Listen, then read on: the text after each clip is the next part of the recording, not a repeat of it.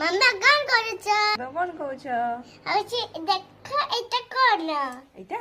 এটা তো সারুটা এটা তো আলুটা আলু ହଉ ଠିକ ଅଛି କଣ ଖାଇବାକୁ ଗୋଟେ ଜିନିଷ ବନେଇଦେବେ ଖାଇବ হ্যাঁ ଛୋଟରୁ ବଡ଼ ସମସ୍ତଙ୍କୁ ଆଳୁ ଚିପ୍ସ ଖାଇବା ପାଇଁ ଭଲ ଲାଗେ ତ ସେଥିଲାଗି ମୁଁ ଆଜି ନୂଆ ଆଳୁ ନେଇଛି ଚିପ୍ସ ବନେଇବା ପାଇଁ ନୂଆ ଆଳୁରେ ହିଁ ଆଳୁ ଚିପ୍ସ ବେଶୀ ଭଲ ବନେ ତ ନୂଆ ଆଳୁକୁ ଛଡ଼େଇବା ପାଇଁ ବେଶୀ କିଛି କଷ୍ଟ କରିବା ପାଇଁ ପଡ଼ିବନି ତାକୁ ଧୋଇଲା ବେଳେ ହାତରେ ଭଲସେ ଚକଟି ଦେଲେ ତା ଚୋପା ଗୁଡ଼ା ଛାଡ଼ିଯାଏ ତ ମୁଁ ଏଇଠି ଲେଜ୍ର ସେପ୍ ଦେବି ବୋଲି ଏଇଠି ର ପଟଟା ନେଇଛି ଗ୍ରେଟ୍ କରିବା ପାଇଁ ତାକୁ ଲେଜ୍ରେ ଯେମିତି ଆଳୁରେ ଗାର ଗାର ଆସିଥାଏ ଦେଖନ୍ତୁ ସେମିତି ଗାର ଗାର ଆସିଛି ଆଉ ବିଲକୁଲ ପତଳା ପତଳା ହିଁ ତାକୁ ଗ୍ରେଟ୍ କରିବେ ଭଲ ଭାବରେ ଧୋଇ ସାରିଲା ପରେ ଏଇଠି ଗୋଟେ ସଫା ଟାୱେଲ୍ ହେଉ କିଚେନ୍ ଟାୱେଲ୍ ହେଉ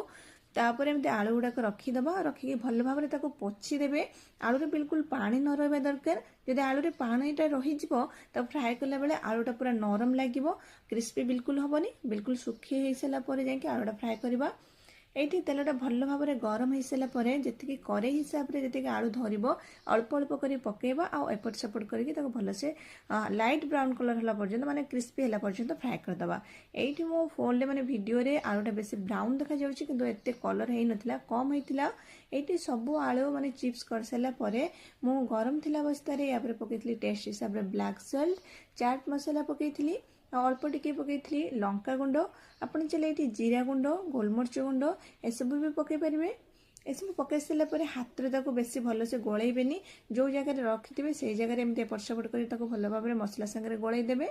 ଏଇଠି ଆଳୁ ବିଲକୁଲ ଆମର ରେଡ଼ି ହେଇଗଲା ଚିପ୍ସ ବନିକି ଦେଖନ୍ତୁ ବହୁତ କ୍ରିସ୍ପି ହେଇଛି ହାତରେ ଧରିଦେଲାକୁ ଗୁଣ୍ଡା ହେଇଯାଉଛି